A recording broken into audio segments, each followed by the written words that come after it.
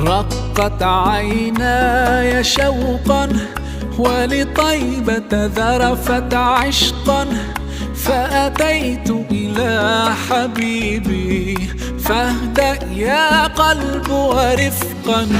صلي على محمد. السلام